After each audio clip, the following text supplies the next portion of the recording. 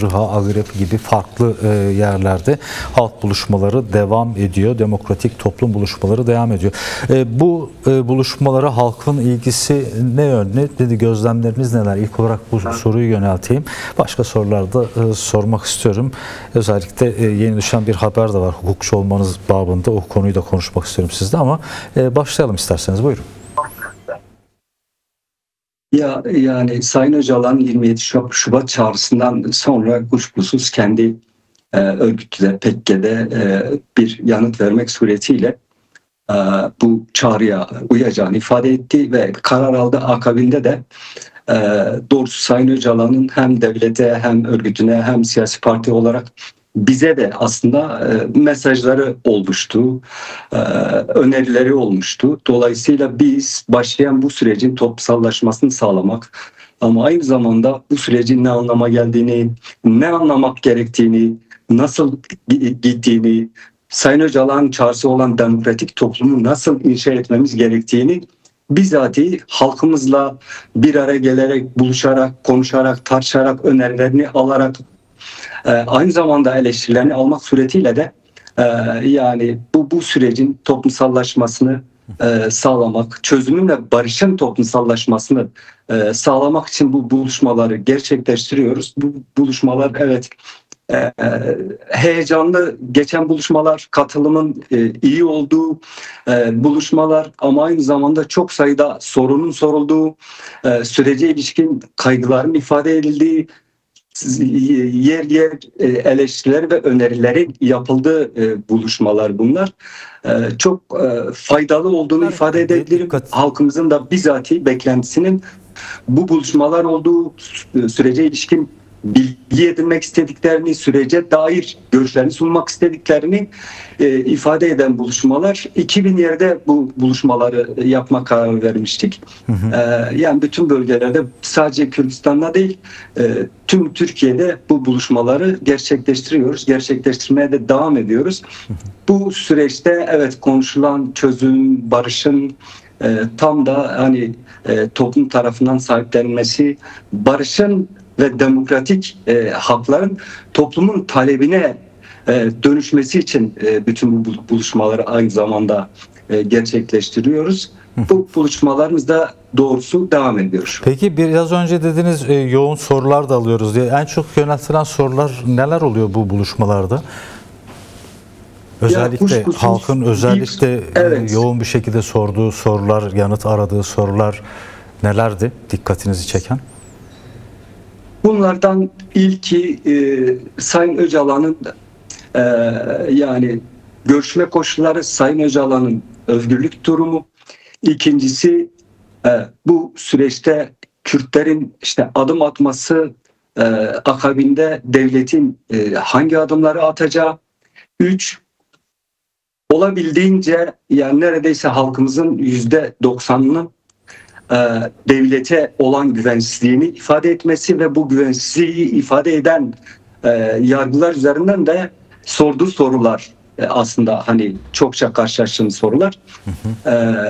Tabii onun dışında silah bırakma yöntemi, akabinde silah bırakanların toplumsal, siyasal, demokratik yaşama katılma koşulları, bu koşulların yaratılması, bu olanağın yaratılması için devletin hangi adımlar atması gerektiği, yine bir yandan bir süreç işliyor iken bir yandan çözümden, barıştan, adaletten, toplumsal barıştan, konsensüsten bahsediyorken AKP'nin yani iktidarın, hükümetin yani farklı toplumsal kesimlere muhalefete yönelik operasyonlarının ne anlama geldiği, bunun bu sürece halel getirip getirmeyeceği, bu süreci sekteye uğratıp uğratmayacağı, bu konudaki samimiyeti de aslında bize sorulan sorular arasında ve yanıtını istedikleri sorular.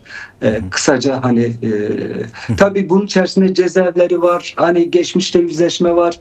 Gelen hani sorulardan bunlar da var. Yani cezaevindekilerin durumu, yine yurt dışında yaşayanların durumu, öyle veya böyle savaş koşullarında yargı tehdidi veya başka tehditlerden dolayı demokratik mücadele koşullarının olmamasından kaynaklı. Yine kendilerini ifade edemeyenlerin, örgütlenme hakkını kullanamayanların ülkeyi terk etmek zorunda kalmış olmalarından dolayı halen bir çözüm isteniyorsa, bir sürecin işlenmesi isteniyorsa, bütün hani Kürdistan ve Türkiye dışındaki bütün aktörlerin siyasal, toplumsal, sosyal yaşama katılımlarını sağlamanın işte yolu, yöntemi, koşulları, devletin buna dair atacağı adımların tamamı aslında bize sorulan sorular arasında. Biz de takip edebildiğimiz kadarıyla, gazeteciler olarak gördüğümüz kadarıyla genel eğilim Reber Öcalan'a güveniyoruz ve yanındayız, arkasındayız derken bir taraftan halkın böyle bir yaklaşımı varken, öte yandan bu iktidara karşı halktaki güvensizliğin giderilmesi için bir an önce adım atılması gerekmez mi? Başta mecliste bir komisyonun kurulması, biraz önce size sormak istediğim diğer sorulardan birisi de buydu. Bu komisyonun bir an önce kurulması, bir an önce faaliyete geçmesi, en azından meclis kapanmadan kurulmuş olması gerekmez mi? Bu o toplumdaki iktidara yaratmış olduğu son 10 yılda özellikle yoğunlaşan savaş sürecindeki güvensizliğin kırılması açısından katkı sağlamaz mı? Bu konuya dair de değerlendirmelerinizi duymak isteriz. Ya kuşkusuz biraz evvel de ifade ettim. Biz yani Kürtler partimiz bu yani çözüm ve barış sürecinin, daha doğrusu çözüm sürecinin barışa evrilmesi için üzerimize düşen her şeyi yapmaya çalışıyor iken, halk toplantılarını yapıyor iken, iktidarın bu sürecin toplumsallaşması, çözümün, barışın toplumsallaşması ve demokratik mücadele etme koşullarının oluşması için ne yapıyor sorusu doğrusu bizler açısından da yani en önemli soru. Şimdi çözüm ve barış bütün ülkeyi ilgilendirecekse ki ilgilendiriyor. Bu konuda bize evet büyük sorumluluklar düşüyor ama aynı zamanda en büyük sorumluluğu devletin, hükümetin bizatihi kendisini üstlenmesi gerekiyor. Bir defa bu yani başlayan bu sürecin barışa evrilmesi, demokratik bir Türkiye'nin inşası sürecine evrilmesi için hükümetin de toplumsal rıza üretmesi için bir çaba içerisinde olması gerekiyor. Yani 2013-2015 sürecinde bile, o süreçte bile akil insanlar üzerinden toplumsal yani barışın, çözümün toplumsallaşması için çaba içerisinde olan iktidar maalesef bu dönemde bu sürecin, çözümün, barışın, demokrasinin, demokratik toplum inşası konusunda bir çaba içerisinde olmadığı bizler açısından evet büyük bir yani dile getirdiğimiz, hükümete yönelttiğimiz, hükümetin bu konuda sorumluluk alması gerektiğini her seferinde ilgili kurullarımız, komisyonlarımızın ifade ettiği ve devleti bu anlamda da göreve davet ettiği bir alan. Dolayısıyla bir bu, iki kuşkusuz bu sürecin işlemesi için Kürtler, Sayın Öcalan bu yolun açılması için her türlü şeyi yaptılar. Yapmaya da devam ediyorlar. Bu sürecin akışını sağlamak, sekteye uğramaması, tıkanmaması için olabildiğince birçok karar alındı ve bu yürürlüğe de aslında girmiş oldu. Nitekim 11 Temmuz da bunun örneklerinden belki biri olacak. Ama hükümetin bu saatten sonra, bakın bu saatten sonra hükümetin, devletin yapması gereken en önemli şey bu sürecin evet işlemesini, akışını sağlamak açısından meclis bünyesinde bir komisyonun oluşması gerektiğidir. Bu komisyonun kurulması akabinde bir an önce çalışmaya ihtiyacı var.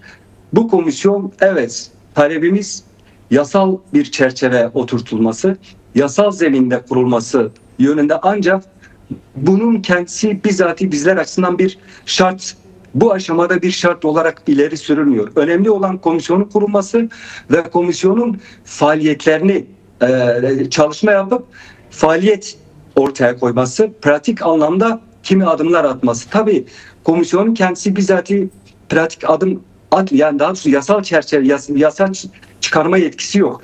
Ama komisyon bu sürecin tam da Sayın Öcalan'ın söylediği gibi bu sürecin kendisi aslında demokratik mücadele etmenin koşullarını sağlama sürecidir. Şimdi demokratik mücadele etme koşullarını sağlayacak bir takım yasal düzenlemelere ihtiyaç var. Evet. Bu yasal düzenlemelerin kendisini tespit etmesi gereken yer meclis zemininde kurulması düşünülen komisyondur. Komisyon kurulduktan sonra özgürlük yasalarının çıkarılması için bir çalışma yürütür, hazırlığını yapar, Meclis Genel Kurulu'na sunar. Örneğin der ki, bir, silah bırakanların toplumsal siyasal yaşama katılımına dair bir yasanın çıkarılması lazım. Yasa şöyle olmalı. 2, ifade özgürlüğü, örgütlenme özgürlüğü, kayyumlarla ilgili örneğin böyle olmalı. Yani bu toplumsal barışın tesisi için bazı yol temizliklerinin yapılması gerekiyor. Yol temizliği için de bazı yasaların çıkarılması lazım. Akabinde yani Kürt sorunun çözümü ve ileriki aşamalarda anayasanın tartışılması, demokratik, sivil, özgürlükçü bir anayasanın yapılması konusunda yani o tartışmaların yapılacağı dönemden önce bazı yol temizliklerinin yapılması lazım. Bazı yasal adımların atılması lazım. İşte bunu hızlıca, gecikmeksizin hazırlaması gereken bizzat bu komisyonun kendisidir. Komisyonun kendisi olmalıdır. O nedenle diyoruz, bir an önce bu komisyon kurulmalı. Bu komisyon aynı zamanda toplumun da evet bu sürecin ilerlediğine olan umudunu ve inancını büyütür, geliştirir. Tam da halk toplantılarında bize sorulan, biz bu devlete güvenmiyoruz. Evet, bu devlete güvenin veya olumlayan bir yerden biz bu meseleye bakmıyoruz. Evet, biz de söylüyoruz. 100 yıllık bir güvensizlik var. Bu güvensizliği yok etmek, kaldırmak, düzeltmek evet çok zor. Bunun için mücadele evet bizim de temel sorumluluk alanlarımızdan biri, ama bizatihi bu güvensizliği umuda dönüştürecek, inanca dönüştürecek kesim taraf hükümet ve devletin ta kendisidir. Bu komisyon üzerinden eğer gerçekten aktif çalıştırılabilirse bu komisyon, ben bu yargının, bu umudun büyütülebileceğini, bu inancın büyütülebileceğini, bu yargının güvensizlik yargısının kısmen de olsa kırılabileceğini düşünüyorum. Bu demokratik toplum buluşmaları, halkla yapılan buluşmaların yaygınlaşması, çoğalması, büyütülmesi, hatta daha da kitlesel bir hale dönüştürülmesiyle aslında biraz önce bahsettiğiniz o yani iktidarı olan güvensizliğin karşısında kendini özgüvenli bir halkın mücadelesinin sonucu bugün geldiğimiz yer. Sadece bir halkın da değil, halkların vermiş olduğu mücadelenin geldiği bir yer. Ama sizin de altını çizdiğiniz gibi bu komisyonun pratik anlamda yol temizliği açısından faydalı adımları, çalışmaları olacak dediniz. Örneğin bugün düşen, bir önceki bültenimizde de vermiştik, bir haber vardı. Görmüşsünüzdür sizler de. 27 Haziran 2025 tarihli Türkiye tarafının Avrupa Konseyi Bakanlar Komitesi'ne sunmuş olduğu eylem planında ağırlaştırılmış müebbet hapis cezasına çarptırılan mahpuslar için umut hakkını tanımayacaklarını tekrar açıklamış. Yani mevzuatlarında olmadığına dair. Yani mevzuat değiştirmek o kadar zor bir şey mi? Ya şunu söyleyebilirim. Bu meselenin kendisi belki de bu sürecin en kilit meselelerinden biri. Bu meselenin kendisi tam da Sayın Öcalan'ın özgürlüğüne dair, koşullarına dair bir mesele. Bu Türkiye'nin en geç Eylül ayında aslında cevap vermesi gereken Avrupa Konseyi Bakanlar Komitesi'nin Türkiye'den cevap vermesini istediği bir konu. Dolayısıyla bu çok zor değil bu mesele. Yani bu konuda Avrupa İnsan Hakları Mahkemesi 2014 yılında karar vermiş. Umut hakkına dair o mekanizmayı kendi iç yasanda hazırlamak, düzenlemek zorundasın diyor. Evet. Bir insanın 20-25 yıl cezaevinde kalan bir insanın 25 yıl sonra, en geç 25 yıl sonra onun özgürlüğüyle ilgili özgürlük koşullarının oluşup oluşmadığını sen değerlendirmek zorundasın. Bu değerlendirmeyi yaparken de bir mekanizma kurmak zorundasın. O mekanizma talepte bulunan veya 25 yılını doldurmuş kişinin durumunu değerlendirecek bir komisyon, bir mekanizma olmak zorunda. Bu komisyon karar verir, olumlu olumsuz karar verir. Bu karar icra sürecine tabi olur. Bu mekanizmayı kurmak zorundasın diyor. Fakat Türkiye ısrarla buna karşı duruyor. Aslında buradaki meselen kendisi Sayın Öcalan'ın özgürlüğüyle ilgilidir. Biz de diyoruz ki devlet siyasal açıdan da, hukuksal açıdan da aslında muhatap alıyorsun. Sayın Öcalan'ı muhatap almışsın. Evet. Şimdi muhatap aldığın kişiyle ilgili bir ahim kararı var. Avrupa İnsan Hakları Mahkemesi'nin 11 yıl önce vermiş olduğu bir karar var. Hiçbir şey yapmasan bile sadece hukuksal çerçevede altına imza atmış olduğun uluslararası sözleşmeler gereğince bu kararın gereğini yerine getirmek zorundasın. Bunu yapmıyor. İki, hukuksal çerçevede evet bunu yapmıyor. İki, siyasal açıdan da muhatap olarak adettin, kabul ettin.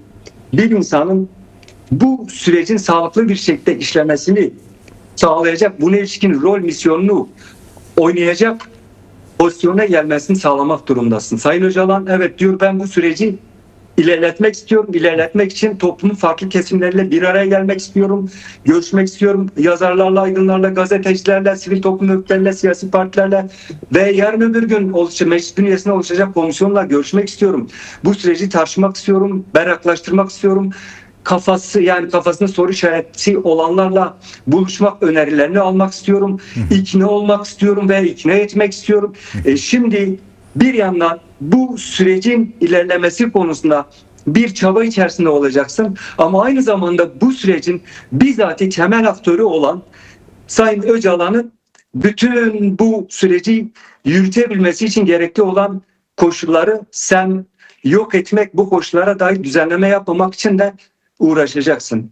Bu aslında kabul edilebilecek bir durum değil. Hukuken de, vicdanen de, ahlaken de, siyaseten de bunun kabulü mümkün değil. O nedenle bunun diyoruz adı ki ipe Bakanlar Komitesi'ne gönderilen, yani bunun adı ipe Pardon? sermek değil midir? Yani biraz önce söylediğiniz şey, yani iktidarın şu an izlediği. Yani olmayacak bir şeyi ısrarla oldurtmaya Biz burada bir yandan meclis, yani bu sürecin yürümesi için aslında bu tıkanıklığın önlenmesi ve açılması için meclis bünyesinde bir komisyonun kurulması ve bu komisyonun özgürlük yasalarını çıkarması gerektiğini ifade ederken bunun aslında olmazsa olmaz şartlardan olduğunu ortaya koymaya çalışırken, özgürlük yasalarını çıkarması gerekirken öte yandan da işte Avrupa yani AİHM'in kararı ile ilgili Bakanlar Komitesi'ne sen tam da aslında meclis bünyesinde kurulacak komisyon ve bu komisyonun yürüteceği faaliyetleri boşa çıkaracak. Belki de anlamsızlaştırmaya çalışacak bir cevap veriyorsun ve bir çaba içerisindesin.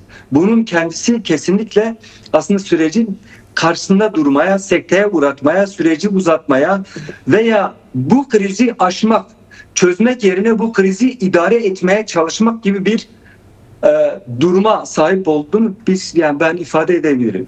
Ki 9 ay öncesinde de, Ekim ayında da Devlet Bahçeli'nin bu konuda da bir açıklama yaptığını da hatırlatmış olalım mecliste. Çok çok teşekkür ederiz değerli Serhat Eren, zaman ayırıp yayınımıza katıldığınız için. Ben teşekkür ederim. İyi yayınlar diliyorum. Kolay gelsin, iyi çalışmalar diliyorum.